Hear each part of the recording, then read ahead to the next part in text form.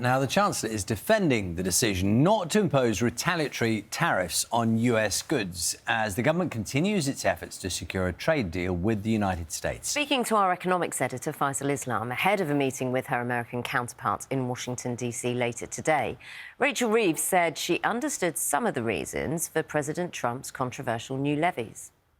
You know, we're all grappling with this issue of tariffs, but I think that there is an understanding, at least I understand, why President Trump wants to address some of the global imbalances there are in the system. You know, some countries running very large and persistent trade surpluses and a need to address that. Britain is not the cause of those problems. With the US, we have balanced trade, neither surplus nor a deficit. That's why I sort of think that there is a deal there to be done with the US, but I think it is important that we understand why the US are doing what they're doing. They were elected on a change mandate last year. The UK Labour government was elected on a change mandate last year. In both of our countries, many working people felt that the economy was not working for them, and both of our governments, in our own ways, are trying to address that. Maybe if the rest of the G7 at this point said, we don't accept the 10% universal tariff on a collective basis. We don't want to do this. No one wants this. It's time for this all to go. That would be the right strategy rather than trying to carve off a side deal for the UK. Well, look, I want to see other countries as well be successful in reducing trade barriers. This is certainly not an either or.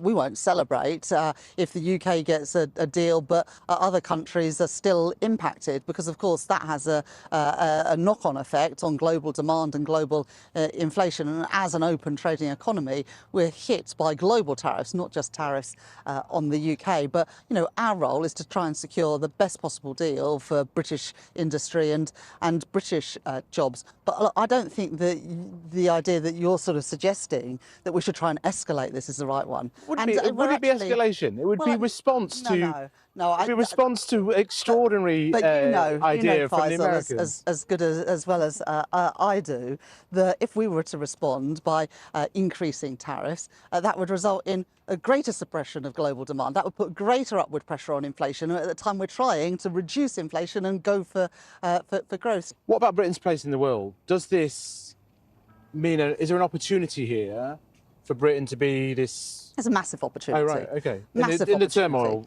A massive opportunity because what Britain is able to offer today is political and financial, including fiscal, stability. And actually, a lot of that stability is in short order around the world at the moment. I understand why there's so much focus on our trading relationship with the US, but actually our trading relationship with Europe is arguably even more important because they're our nearest neighbours and trading partners. And next month, there will be a summit between the UK and the EU, building on the work that Keir Starmer and others, including myself, have done over the last few months to rebuild that trust. And, you know, obviously I'll be meeting Scott Bessent this week. I'm in Washington.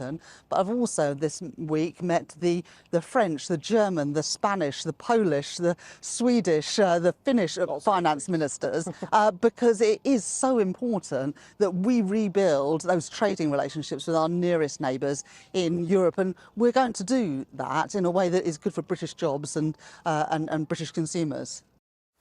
That was our economics editor, Faisal Islam, speaking to the Chancellor, Rachel Reeves.